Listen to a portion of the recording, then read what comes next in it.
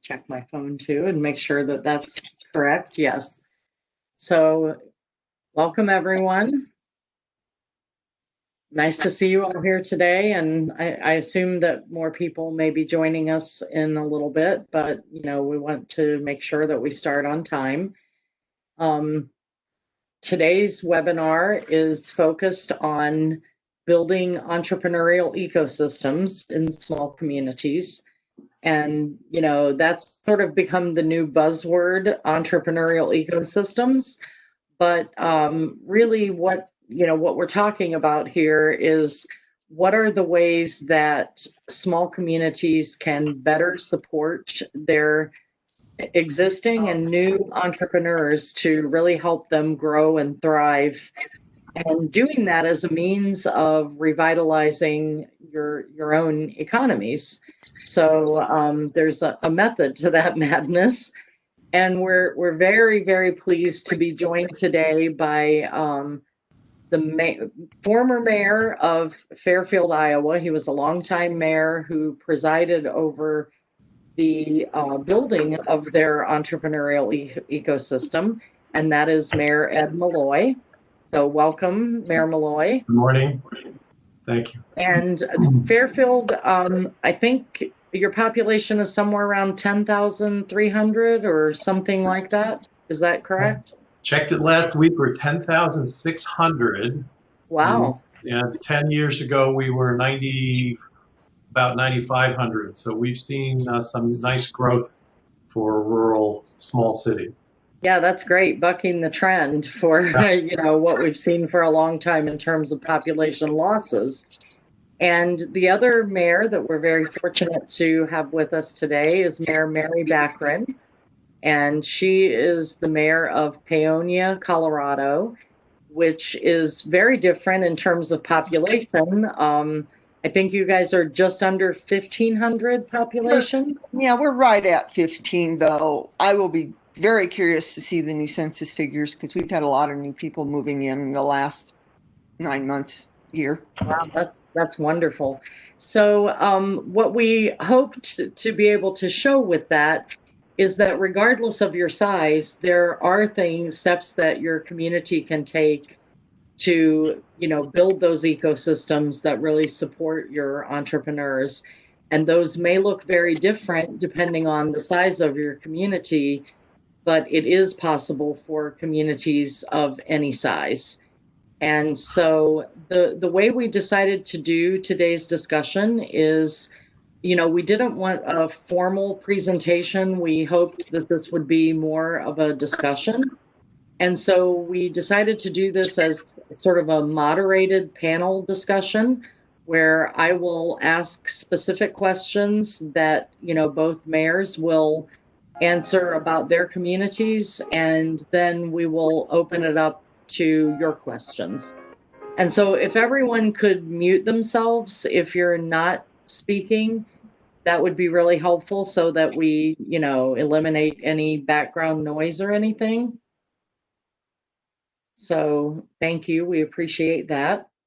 And so without further ado, we'll go ahead and get started and open it up to your questions after we've gone through some specific questions that I have asked the mayors to answer. So the first thing I thought we could open with is, could you give us a little bit of background about your community?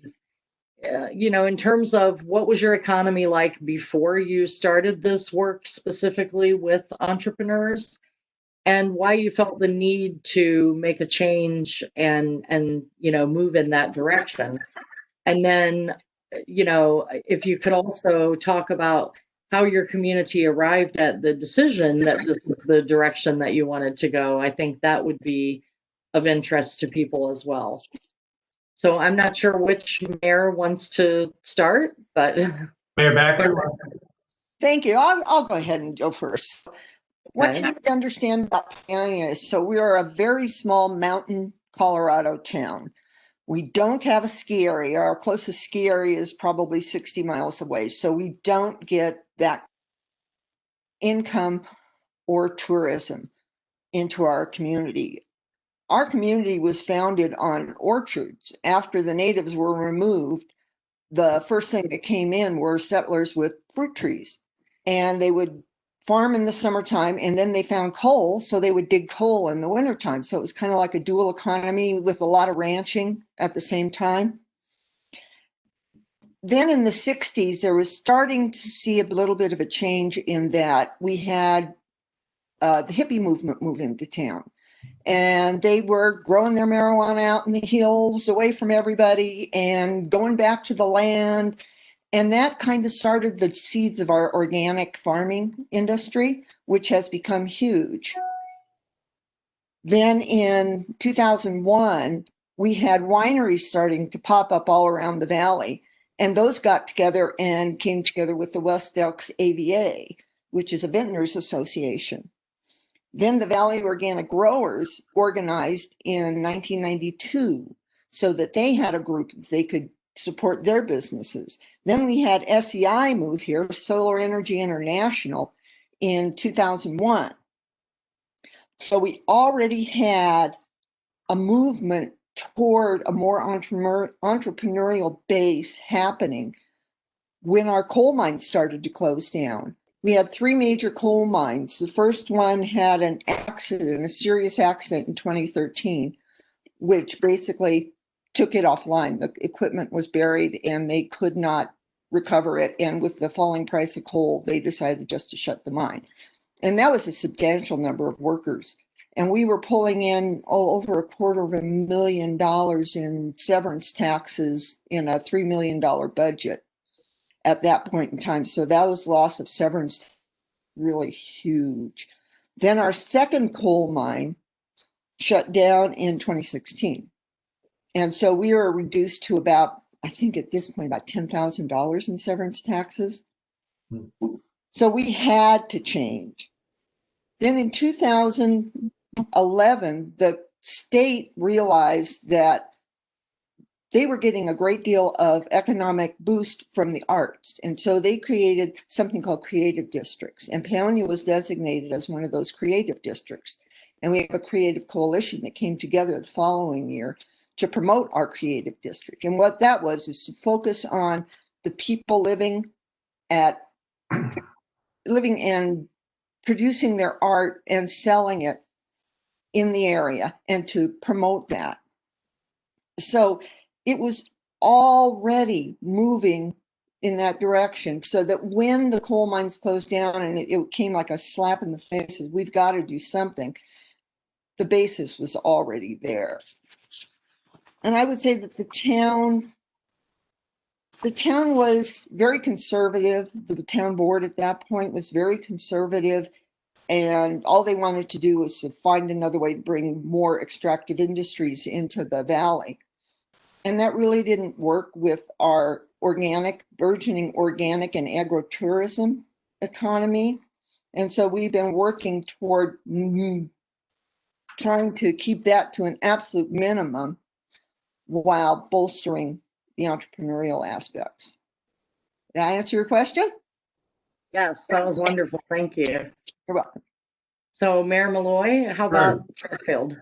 Yes, Deb, Fairfield is 181 years old, and we are a county seat among 99 Iowa counties. So we are very much agriculturally central and based. The history of the town is that we've had a very strong manufacturing base that is tied to agriculture. So a lot of manufacturing that serves agriculture, and we've also been a college and university town since 1875.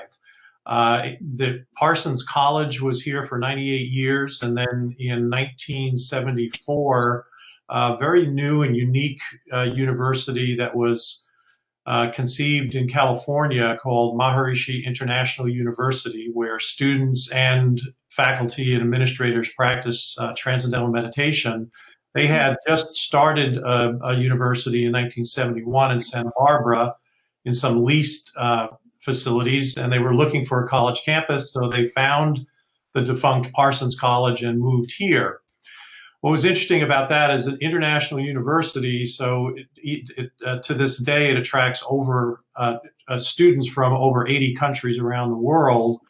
But because of the common practice and interest in meditation, it also started to attract people from all over the country who were maybe beyond their college years, but coming to this small town of like-minded folks to see what it would like to, to kind of build a community around that. So a lot of the people that arrived had to reinvent themselves as entrepreneurs. So the early entrepreneurial wave was really by necessity. People having to find a way to make a living, to stay, in a community that they wanted to be close to. But it was interesting because, ideology is ideology, business is business. And when people have to make a living, everyone comes together. So there was really, Iowa has a great reputation for a quality workforce, an educated workforce. So there was really a lot to kind of build on here. But the early businesses that were starting were much like what we're seeing right now, home-based business, doing as much as you can with the communication technologies that were available at the time, and reaching out to find other markets. So they weren't necessarily markets that were being built around this community, but there were businesses that were looking to attach themselves to other markets, whether it was in finance. There were a lot of people who were graduating at that time with computer science degrees. So you and I talked about this, but at one time, there was a journalist that was covering the phenomena of what was going on here and found that there were 20 small software companies in this small Midwest town, and he coined the phrase Silicon Valley. So we still have a lot of silicon here, but that was kind of the genesis of it. And then over the next 3 decades, the growth has been remarkable and exponential. In 2003, we were steered towards a nonprofit organization out of Washington, D.C., the National Association of Towns and Townships, that was looking for communities that were doing extraordinary things or anything that was working in entrepreneurship to retain the population and to diversify local economies. So we filled out a grant application, told the story of many of these businesses that had been created over the last 15 years or so at that time. And we won that designation as most entrepreneurial city in America under 10,000 population. And we had so many companies that had been started. There were literally hundreds, whether they were cottage companies or those that had grown into larger companies. We already, at that time, we had about, I'd say, $200 million invested in either venture capital or angel capital in startup companies at that time. They never offered that prize again. We basically took that off the table. The other recognition that we most recently got, which was, I think, one of the most encouraging signs of the maturity of what we have been doing here, because if you're going back 30 years, you're going back to when my generation was young. But now, what are we doing? And are we really attracting the next generation of entrepreneurs? And we are. We have what we had set out to do. Our intention was to retain our young people, have an opportunity to retain them, or when they finished college away from here, to come back. Or we've been attracting people because of the quality of life aspects of our community that have that are substantial enough right now for people to want to make a decision to start their family and start their businesses here. So last year, we were unaware of this, but there's a think tank out of Arkansas called Heartland Forward. And Richard Florida is on the board, and a number of other people who weighed in on rural economic development over the years. And they did a map of the United States. and they divided it up between metropolitan areas and micropolitan areas. Now, micropolitan is population 10,000 to 50,000, and metropolitans are larger than 50,000. And they mapped where there were businesses that were being started by young entrepreneurs. They had the statistics to kind of map that out. And there were 550 micropolitan areas identified in the United States. And Fairfield was number 35 on their list of 550 micropolitan areas where young entrepreneurs are investing and starting businesses. We were the only micropolitan in 9 Midwest states. So we're very proud of that, because that really tells us that the groundwork that we laid early has really built a reputation for a place where this is a place where you can find capital, you can find partners, you can network with experts, and really, grow significant businesses. Wow, So that's really great. I'll stop there. All right, that's really great. Congratulations to both of you. I mean, obviously you are both fantastic examples of what can be done, which is, why I was so excited to actually get both of you to agree to this. So, you've talked a little bit about how you went about starting this process, but, I guess for communities that are just at the beginning stages of thinking about this, or of really starting this, how did you go about starting? And, I guess, did you have a vision for where you wanted to go? And if so, then how did you arrive at that vision? Okay, I'll go again. So like I said, we didn't along the process, but we had some really committed individuals in the community that were part of this process. They were, had come from larger metropolitan areas and had seen growth and what could happen, and came here for the quality of life, but wanted to make it livable, just like Mayor Malloy's people. And they set up something. So there was this general sense that with the coal mines closing down, we had to change, and that we would move looking at our strengths. So the Orton Family Foundation grant had a project called Vision 2020. And these group of people went out and talked to people from all walks of life, all over the valley, to get an idea of what are our values, what are our goals, where do we see ourselves in the future? And that has been a guiding document for us since that time. So that started in 2010. So we've had this 10-year kind of bigger vision that has slowly infiltrated its way into the community, so that it's much more a part of the community now than it was 10 years ago when we were just starting this process. So we're still en route, for sure. But yeah, it's nice to have somebody with vision, with motivation, especially in a very small community like ours, which very, very limited government, very little money to spend, can come in and do this kind of work to help us move forward. I would echo what the mayor said also about the planning process. That is something that we've utilized, quite well. And I'm sure, a lot of the people on the call today have gone through that process as well.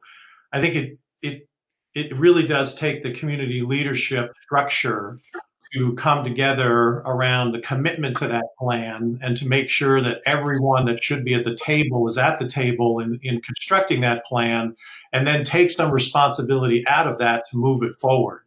And that's your banks, your utility companies, and one of the things that have always had since probably the early 90s is whatever was the latest technology available in broadband.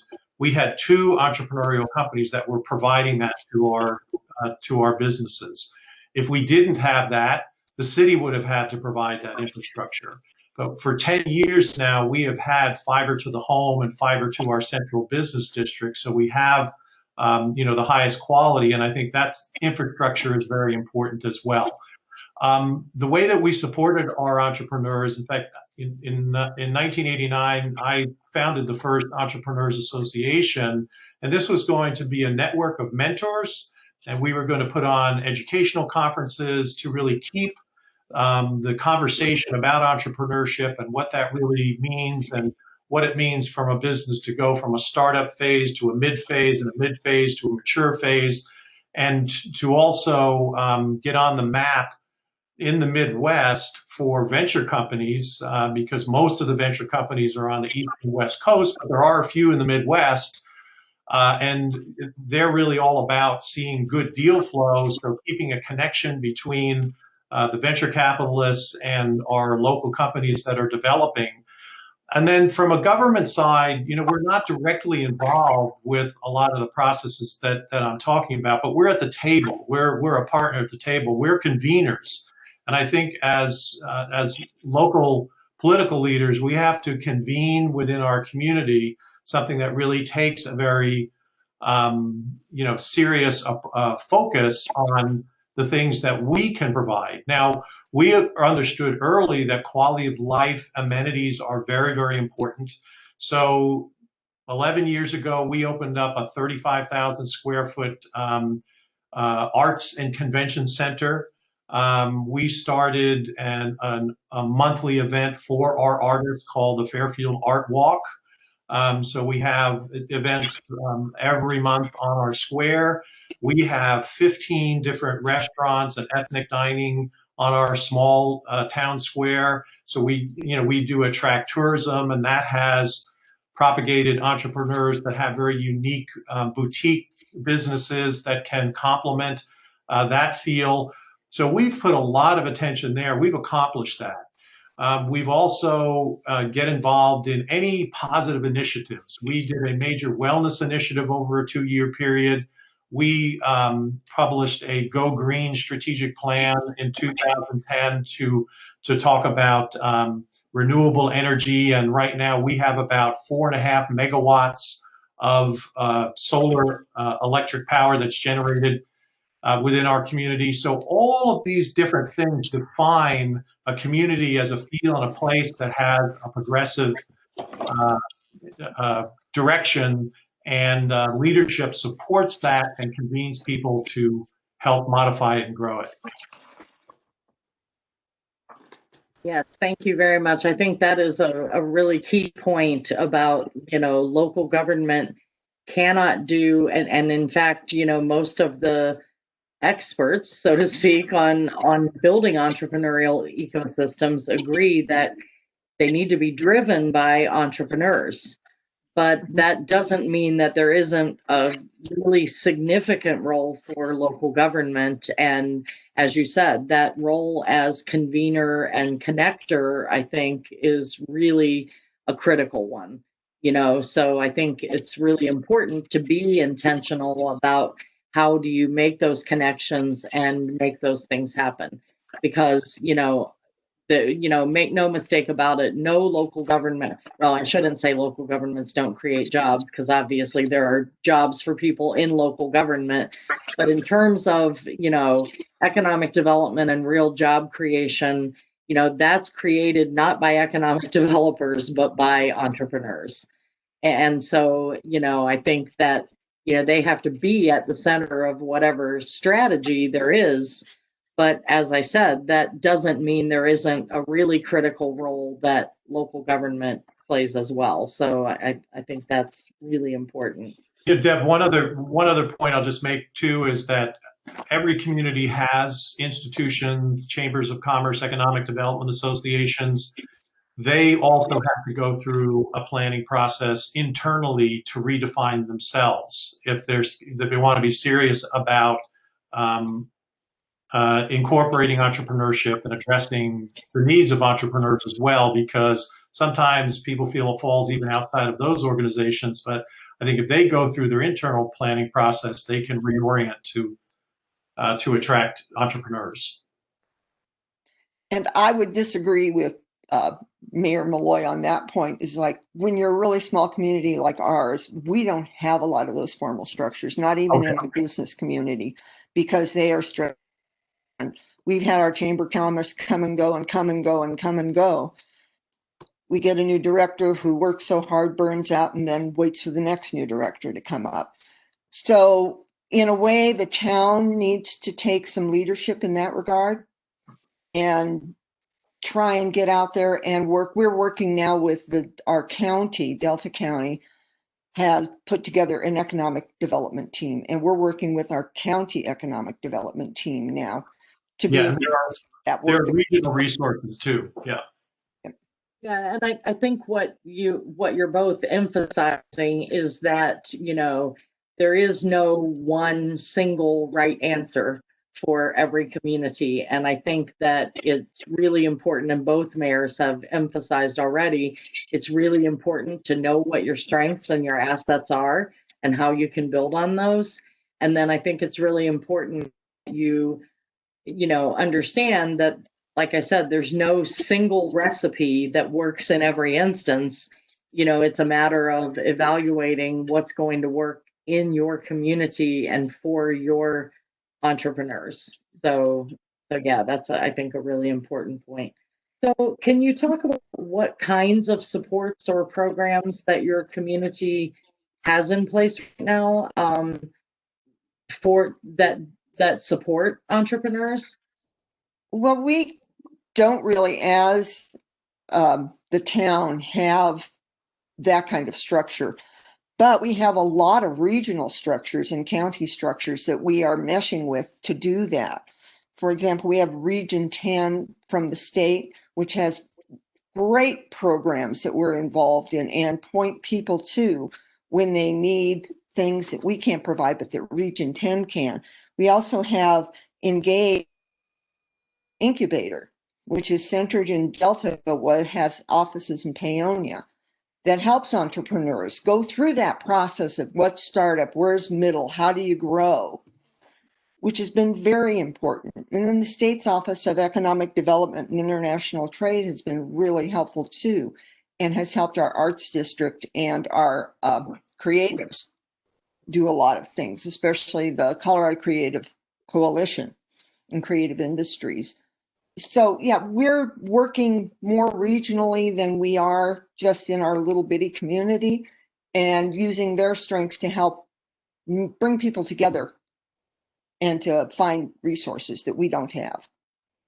Yeah, I think that's a really key point too, particularly for smaller communities like yours. I think, to the extent that, you can work regionally, obviously, there are many more resources available, when you're regionally than there will be to a really small community. So I think that's a really key point, is figuring out how best to take advantage of those resources that may already exist, or that, maybe some things need to be tweaked a little bit here and there, but how to take those and be able to build on those for your community. So we have the Entrepreneurs Association is probably our primary resource right now, and they will do events during the year, whether it be a boot camp for entrepreneurs or something targeted for a particular industry. I know the mayor was mentioning some of the organic food businesses in her community. We have that growing as well, and some of them are product based. So we've had events that are focused just on that sector and trying to develop that in particular, renewable energy as well.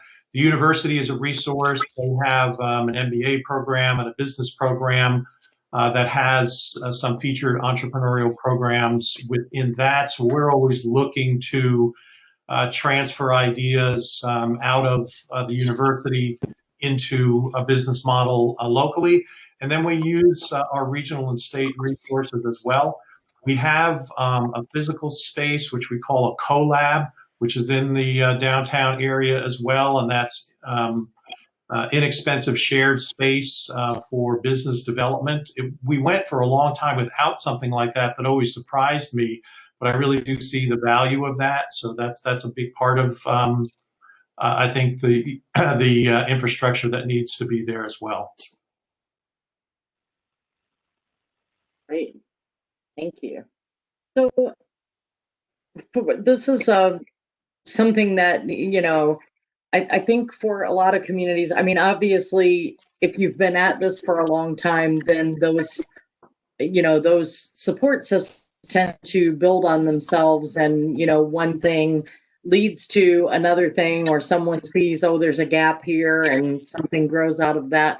So for communities that are just starting this process, or just sort of dipping their toe in the water, are there one or two things in particular that you have found that have been extremely helpful, that you would say, yes, this is the essential thing, or this is the place that you need to start, if that's where you are?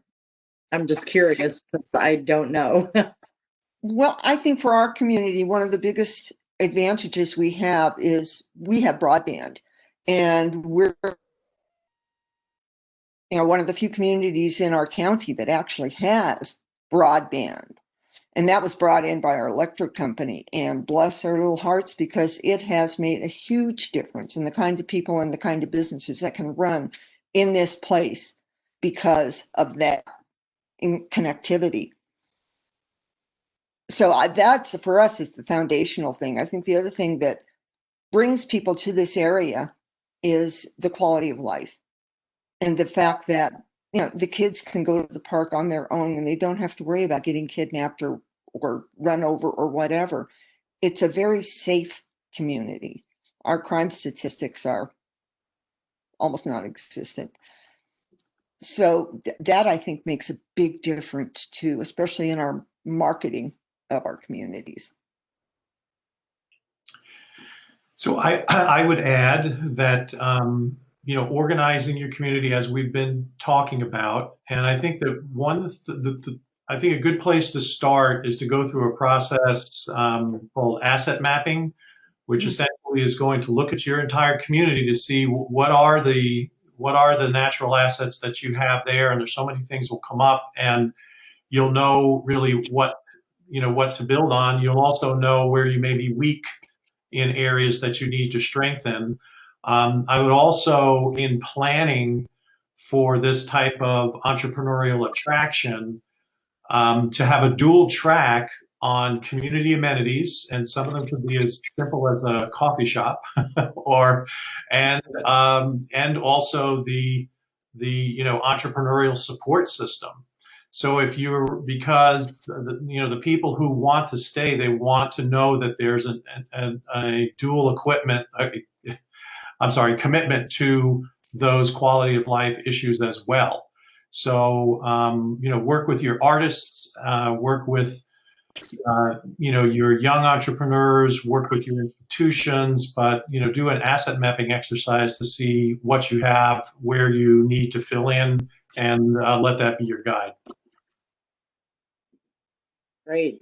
That's really good advice, I think. And so the next question, you've both already touched on to some extent, but does your community have spaces and or events that allow entrepreneurs to meet up regularly and to just be able to talk with each other? Well, ours is not so much a formal kind of thing. We do have some spaces. We had a co-working space, which was really wonderful for a while, but for circumstances beyond our control, it kind of fell apart. But we also have some maker spaces where entrepreneurs get together. For example, we have a couple of warehouses at one end of town that several different food businesses have set up in to create their wares, and then they get together out there and talk about what's going on in markets. And we have had different engagement processes that have gone on, brought on primarily by Engage, that we have worked with, that bring a lot of entrepreneurs and the town together in one space to say, okay, what do we need? What do we have? How can we create this? Which has been very helpful. in a lot of ways. Well, Yeah, the fascinating thing to me about this process is that there's so many things that come out of the birth of and engage in an active entrepreneurial community. So entrepreneurs are doing everything. Entrepreneurs are creating those spaces also. You don't have to organize for them. The entrepreneurs are coming in, they're organizing the warehouse spaces, the meeting spaces, the conference spaces. They have a vision for whether it's an old movie theater or opera house to turn it into something that can have those types of meetings. And we have so many of them at this point. The other is that when you really start to see um, for instance, in our case, we have a typical town square with two-story, most retail on the bottom, and then on the top floors, those were inexpensive spaces. So we had a lot of incubator businesses that were starting in those spaces, but they've grown and moved out into bigger office spaces, or they've gone virtual, and now they're being converted back into apartments above this exciting downtown with all of its different amenities and art focus. So wherever you are in that continuum, you can utilize the downtown that you have. And then the restaurants that we attracted, most of them are family entrepreneurs who have, ethnic backgrounds and provide, wonderful food that everybody enjoys. This is where most of the business conversations take place, either over the lunch hour or we've got 3 different coffee shops in the downtown. They'll take place in those spaces. So they also naturally come up when you're really focused on building out that cultural amenity part of it as well. But you're going to see that there'll be a buzz naturally, and there isn't a whole lot that you have to do to create a space. It'll naturally be there. yeah, I think that's really a fascinating thing is that it seems that, just like you said, it seems that those things, I guess the thing that fascinates me is you just never know what seeds might be planted and what might happen when those informal, accidental connections take place. So I think as long as you have the spaces for people to be able to do that in some way, I think that's, like you said, the rest of it just sort of happens naturally. And that's a really fascinating thing to me is that, none of us ever know what, connections we're making that, might lead to, a life-changing kind of thing. So, so that's fascinating to me. But so speaking of that, culture that you mentioned, that, do you think that it's necessary to sort of maybe not change the culture in the community, but to really develop a culture that embraces entrepreneurship? I guess I'm interested in how important is that process, and if it is important, do you have any suggestions for what is the best way to maybe start that process? Well, at least in our case, it was an evolutionary kind of thing that people moved here and moved the town in a more progressive direction. As coal miners moved out, more artists moved in, kind of thing. And the culture evolved on its own. And then it began to be reflected in the management of the town as the town went forward. I don't think you can force a cultural change. I don't think there's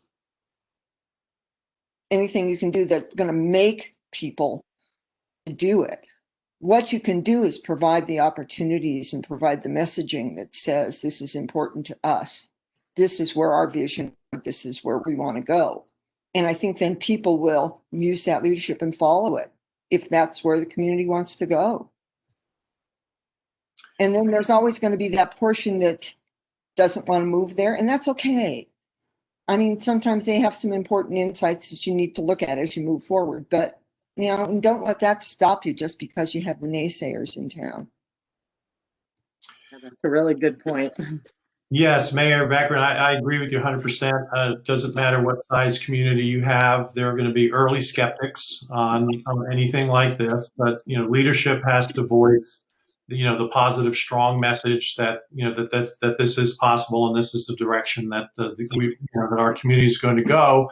And then you work with those people who will join you in helping to accomplish that. There was very early skepticism in how all of this new business activity was going to pan out. But we had two companies in the early 90s that, and this is another point that I want to make about entrepreneurs. Entrepreneurs know trends. So they're early adopters and they know what's coming and where the opportunities are. That's what makes them special in their own way and leading. So in the early 90s, when telephone service at the time, not wireless, was deregulated, there was an opportunity to resell time with that a lot of the larger companies that were providing. So we had some entrepreneurs that saw this opportunity, started two different companies that were doing this, and grew from a small handful of people working together to hundreds of employees. Now that boom lasted about a decade, and then we've had others. We had in the mid 1990s, we had someone who had worked in the brokerage field and saw that there was an opportunity to provide services in a way that would service independent broker dealers, people who are not connected to Edward Jones or some of the bigger national companies, and started this company. And they grew from 4 employees to right now they're 750. They're our largest employer. Wow. And that growth took place over about 15 years, but you never know what it is going to be. So you have to just simply, be there to support your entrepreneur. So what happens is that early skepticism those 750 employees are mostly local jobs. There are 5 counties that contribute to that as well. But that's when people start to believe what it is that you're doing, when you start to have some big successes along with the small successes, and that's what creates a culture. Now it's a culture of anything is possible, nothing is risk averse. We're going to grow this bigger and better. And the other thing I've noticed as well is that our traditional manufacturing community that I mentioned in the very beginning, they saw internal growth because of this business environment and this buzz that was created. They looked internally and said, where are other markets that we can go to? What other products can we develop and expand our business model? We saw success really build on success. So it's an incredible phenomena to witness, but it's all part of the entrepreneurial energy and culture that's created out of it. Yeah, I think that's absolutely really important is that, when people, I mean, there are entrepreneurs who own businesses, but anyone can be entrepreneurial. And so I think when people get that entrepreneurial mindset, whether they work for someone else or work for themselves, isn't really all that important because it's the mindset, that makes them think, how could we do this differently and how could we, and I think that makes a big difference, like you said, to how companies are able to grow, even companies that already exist. So I think that is a really important piece of it, is having that mindset and trying to promote that sort of mindset in the community. So okay, so I think you've both already answered this along the way quite a bit, but I was going to ask how important you think that livability or quality of life factor is, but clearly you both think it's very important because you've mentioned it a number of times.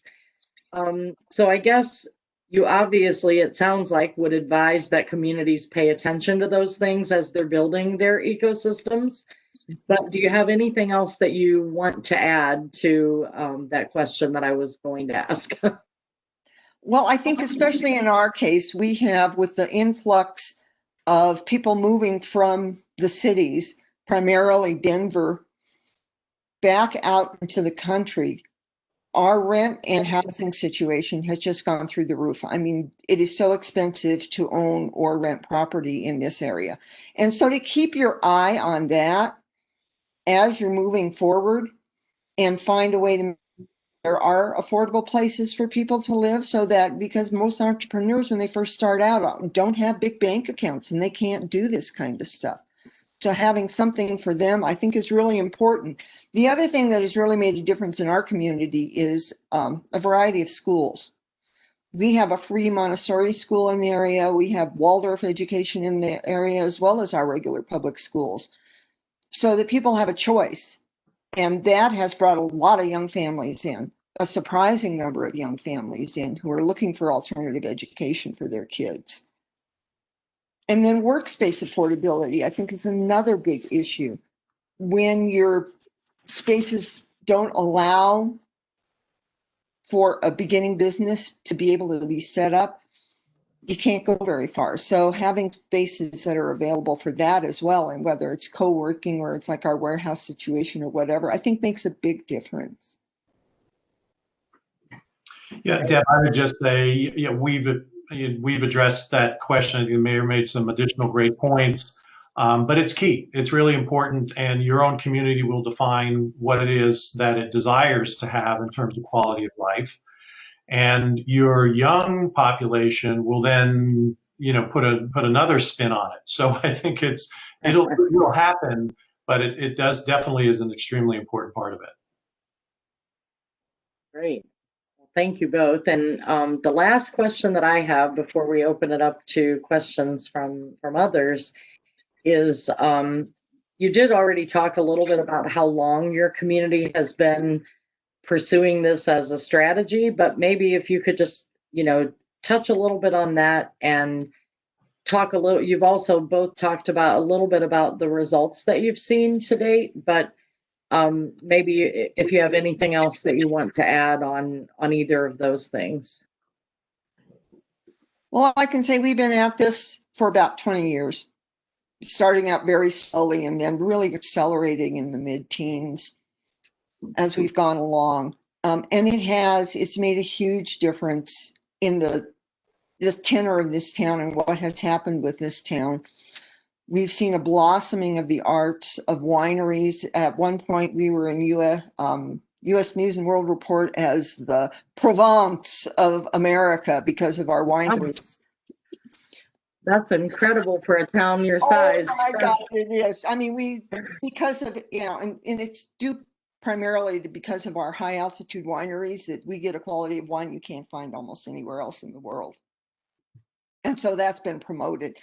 But with small businesses, we've had a lot of healing arts people move into the area as well.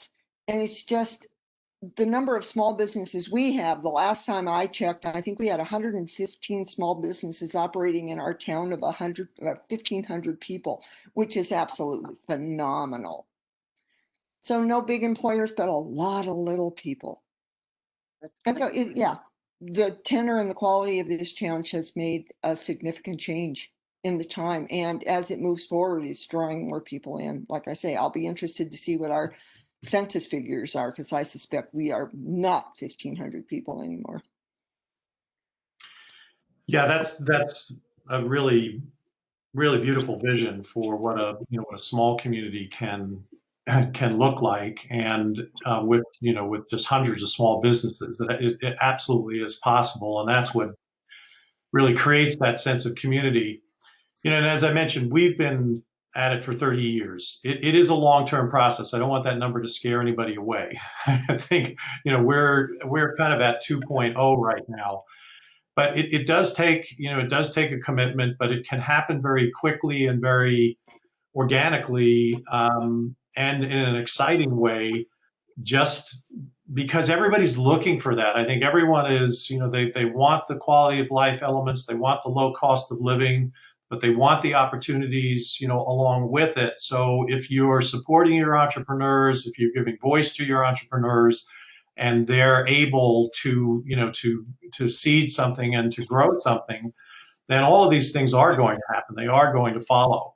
And I know it could be it can be a little daunting if you're the kind of community that is still reliant on legacy industries and businesses, and you're losing population and that sort of thing. Your community's been around for 100 plus years, 150 plus years. You're going to be around for a long time more. Get started now, and you can turn it around. Mm-hmm. That's great. And I know I've read, I don't know, I couldn't speak to the exact numbers, but I know that I've read, statistics like Fairfield has tripled its per capita income during that time and created literally thousands of jobs, or maybe not created those jobs, but helped create the environment that has allowed that kind of job growth to happen.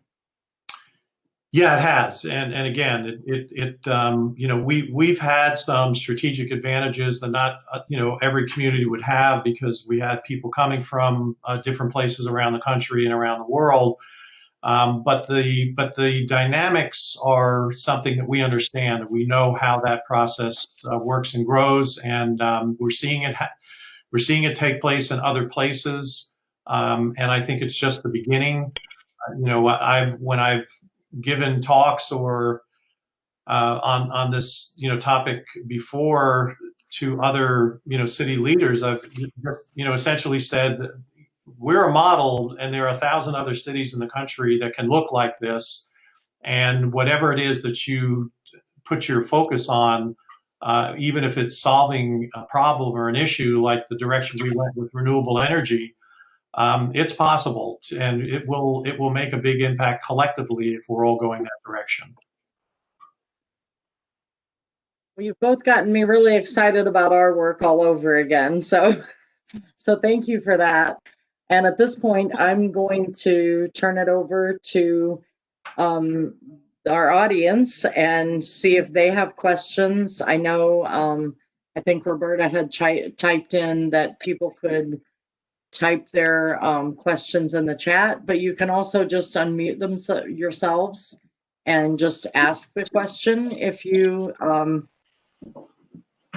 to do that. So I'll just open it up to you guys. I know one of the questions that we had in the chat is someone had asked and I think this is specifically for Paonia, with the loss of the mines, did you deal with a significant decrease in your water and wastewater usage?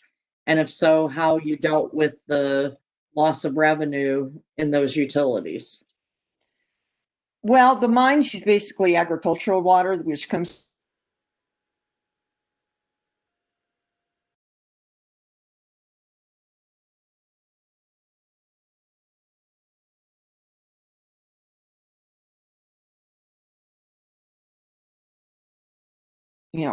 something that we've dealt with regionally. It doesn't affect the town per se, but it is a regional issue, in our environmental organizations, of which we have 3 or 4, have really spent a lot of time dealing with that. So we didn't get any revenues from that kind of business at all. Okay. Okay, anyone else have specific questions that you would like to ask of our guests? I have one, Roberta. This is Sarah from Fostoria, and my question would be, I know you've been at this 20, 30 years, but if you can kind of think back to the beginning or how you're operating currently, I think for a lot of small communities, we can identify our current entrepreneurs by those that are our small business owners and that are already in business. However, I think the struggle comes from those people within your community that are budding entrepreneurs. How did your communities identify those people and then cultivate them to take their ideas and bring them to action?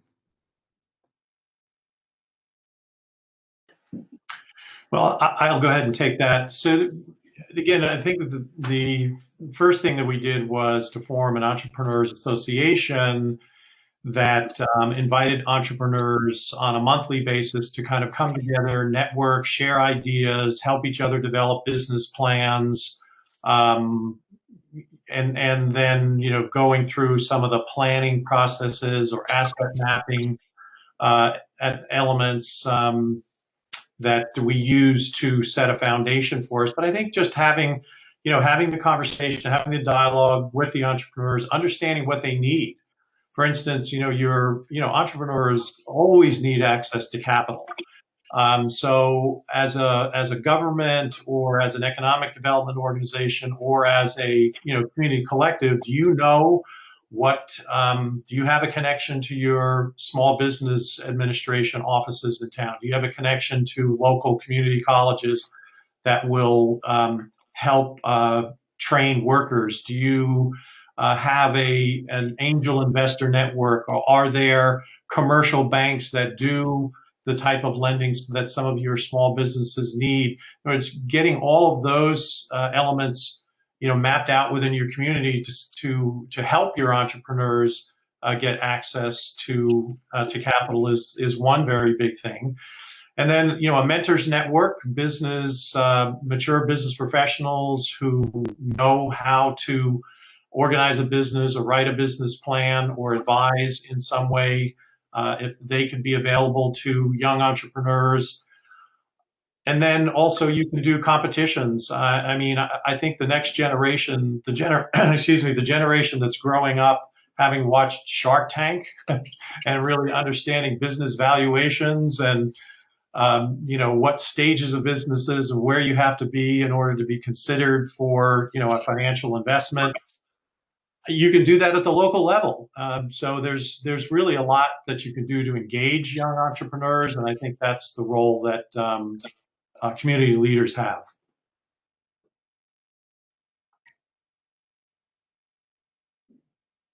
Mayor Backren, did you want to add anything to that question? I think Mayor Malloy has a much better idea and is farther along in this process than we are. And so I would just echo what he said. And we're going to take some directions from him, actually.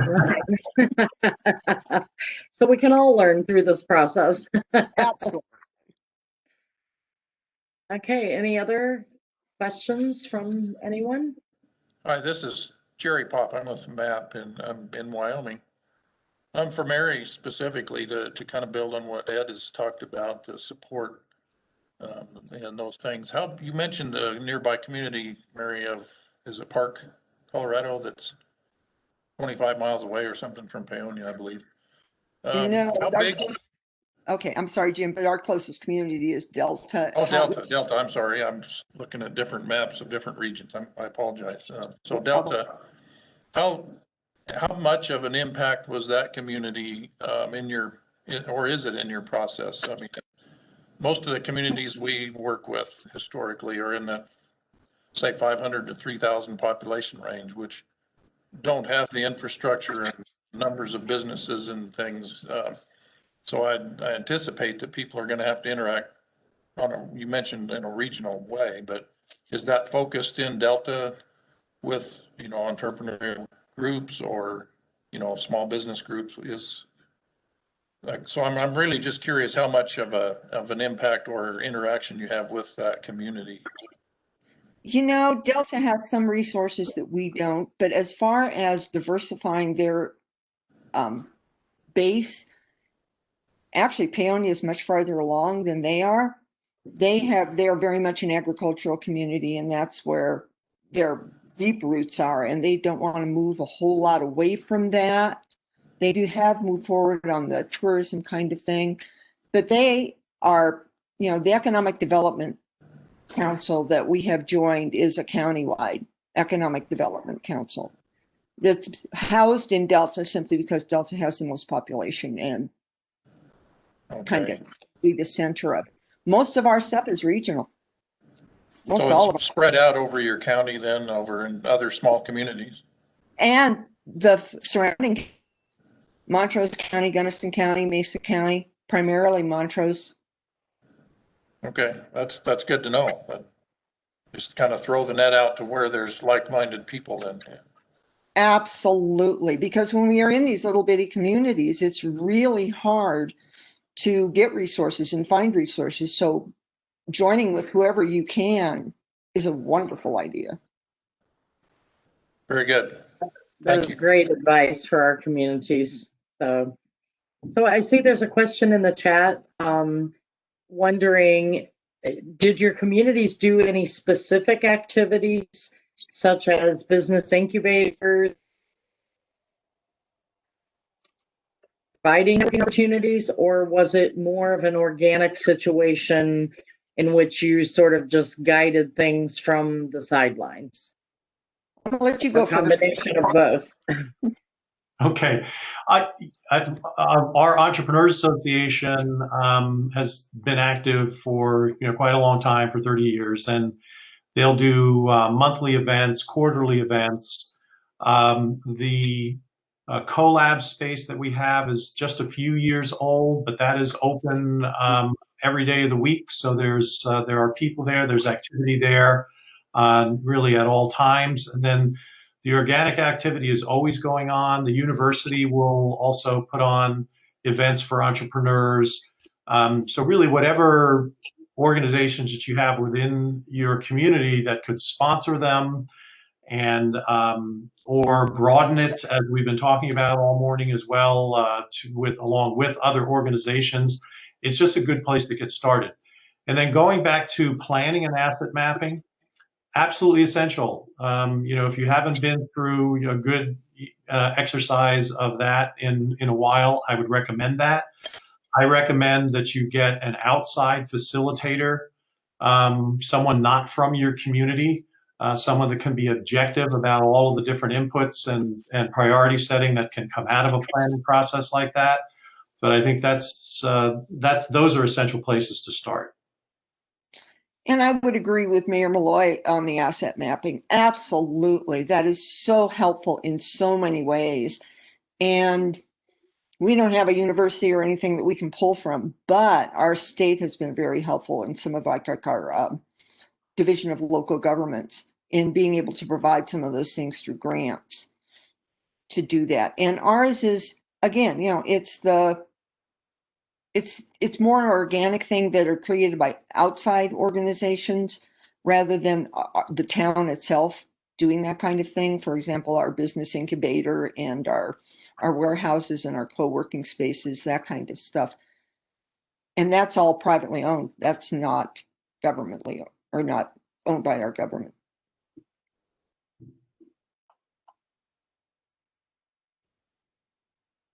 All right. Do we have any other questions from audience members before we let our experts go? And I promise you guys, we did not pay them to say this stuff about, because that's one of the things we're trying to be, is sort of that third party facilitator for, helping communities get some of those things started, that planning and visioning and, those kinds of things, and trying to help people understand what they can put in place.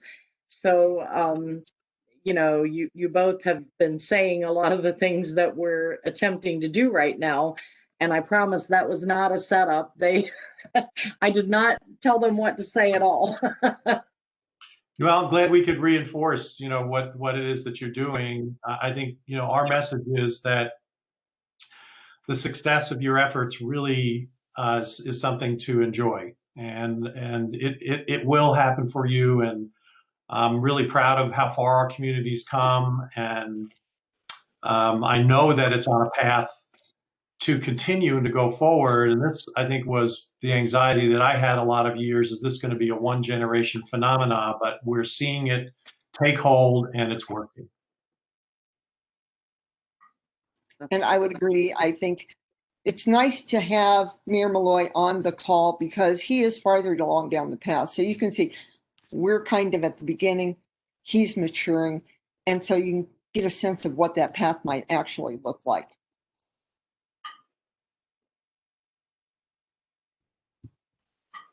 Well, thank you both so much again. I really appreciate, I think it's just fabulous that we got to hear from both of you. And, I love it that you're both at different stages and of different sizes, because like I said, I think that that shows that, it's important to just start wherever you are, and, go from there.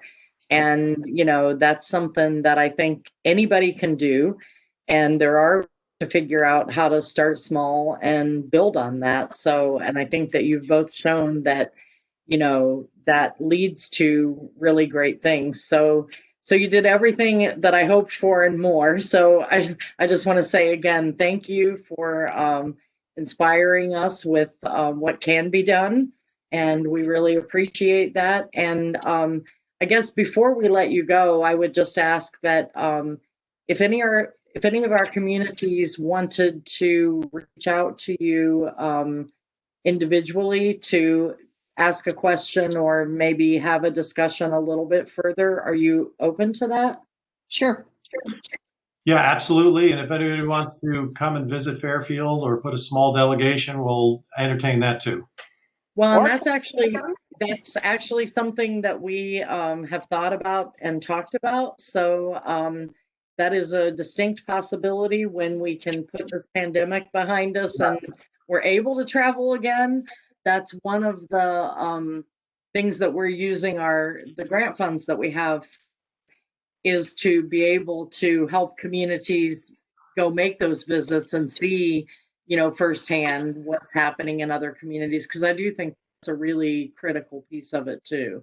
So thank you both. And, I just really appreciate what you've done. And thank you for your willingness to Thank you. to host us at some point. And we definitely will keep in touch. Great. Thank you very much.